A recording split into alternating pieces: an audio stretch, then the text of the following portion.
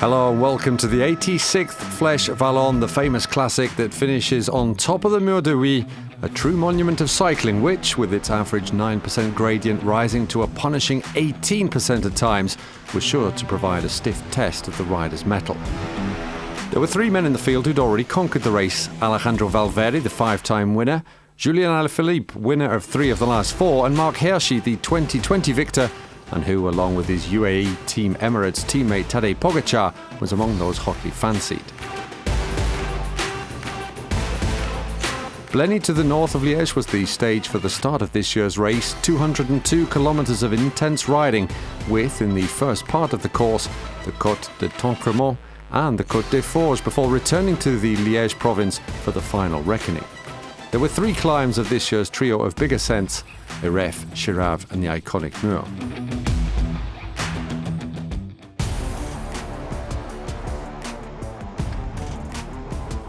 A 10-man group seized the initiative and built up a lead of around 3 minutes, with some 70 kilometres gone and the latter stages of the race fast approaching.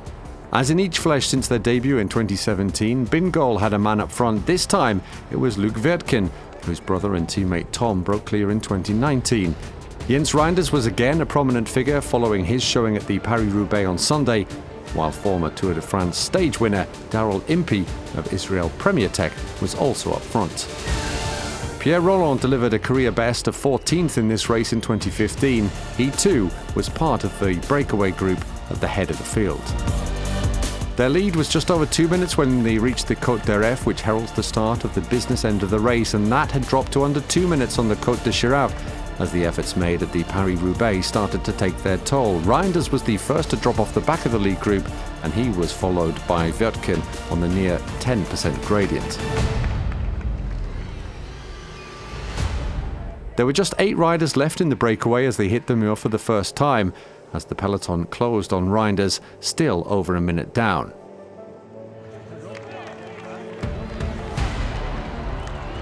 That's when Valverde's Movistar team started to take a lead role. They were soon followed by Bahrain Victorious, who started to make their moves with less than 60 kilometres to go to the finish. The lead group was being whittled down all the time. There were just 5 now, including Impey. Jan Bakelants launched a counter-attack, with the peloton seemingly happy with the way things were panning out. Not so much the race favourite, who suffered a puncture, and Pogačar was required to dig deep to catch the peloton. EF Education Easy Post's Simon Carr then counter-attacked. That proved too much for Jumbo-Visma's Jonas Vingegaard, the runner-up on last year's Tour de France, seeing his victory chances evaporate. Carr then caught the breakaway the second time around on the Mur, but the peloton was also closing on the legendary climb that's gotten the better of many riders in previous years.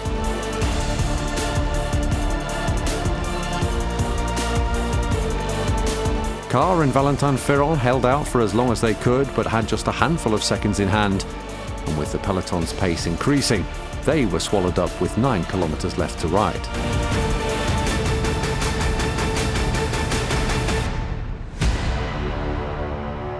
Cofidis went for teamwork, with 3 men, including Remy Rochas, taking charge. Mauri van Sevenant of Quick-Step Alpha Vinyl then tried his luck on the Mur, as did Soren Kragh Andersen, but they were caught after the Flamme Rouge to set up a grandstand finish for the favourites. Vlasov is there in 3rd, but it's Dylan Teuns leading out, and they've broken Tadej Pogačar. Can Julian Alaphilippe do exactly what he did last year and time this to perfection?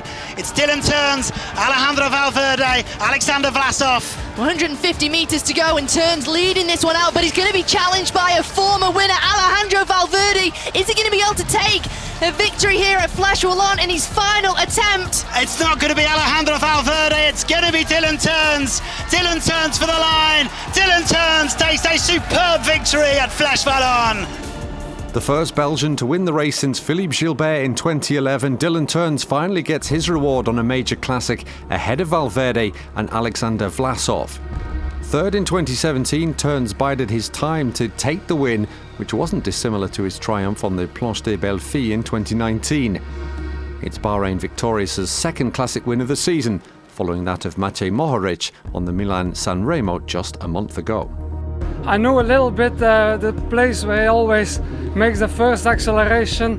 5 years ago when I became third, I was there in the wheel, and when he made the second move, I couldn't follow anymore. And today I made like the second move, and I felt him coming, but I had still a little bit left in the legs to keep him behind me. Julian Alaphilippe followed Pogačar in the closing stages, for once the world champion not making the right choice. Valverde, who turns 42 in 5 days' time, thought he'd seen off turns, but the Belgian dug deep, and he takes victory on the 2022 Flèche Wallonne.